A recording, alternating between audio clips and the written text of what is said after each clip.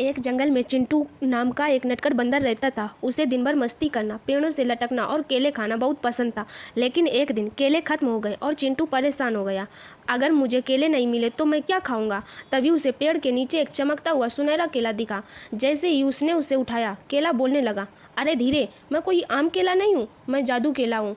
अगर तुम मुझे खाओगे तो तुम्हारी एक इच्छा पूरी होगी। चिंटू की आंखें चमक गईं। उसने सोचा, वाह, अब तो मैं ढेर सारे केले मांग लूँगा। उसने जल्दी से कहा, मुझे ऐसे केले चाहिए जो कभी खत्म ना हो।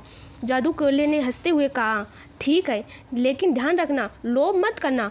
और पलक झपकते ही चिंटू के आसपास केले का ढेर लग गया। शुरू में तो चिंटू बहुत खुश हुआ। सुबह, दोपहर, शाम, रात, हर वक्त केले। लेकिन तीसरे दिन उसे सिर्फ केले देखकर ही चक्कर आने लगा। जंगल में दूसरे जानवर उसका मजाक उड़ाने लगे, देखो केला राजा आ रहा है। तब चिंटू को समझ आ गया कि ज़्यादा लालच में मज़ा खराब हो जाता है। उसने जादू केले से कहा, कृपया ये सारे केले हटा दो और मुझे बस उतने ही केले दो जितने मैं खा सकूं। जादू केला मुस्कुराया, बाकी केले गायब कर दिए और बोला, याद रखना चिंटू, असली मज़ा संतुलन में ही है, ढेर में नहीं। उस दिन के बाद से चिंटू ने सीख की ज़्यादा पाने याद रखना चिंटू, असली मज़ा संतुलन में है, ढेर में नहीं। उस दिन के बाद से चिंटू ने सीख की ज़्यादा पाने से खुशी नहीं मिलती और वह फिर से जंगल का सबसे खुश और मस्त बंदर बन गया। ऐसी मज़ेदार कहानियों के लिए लाइक, शेयर एंड सब्सक्राइब करें।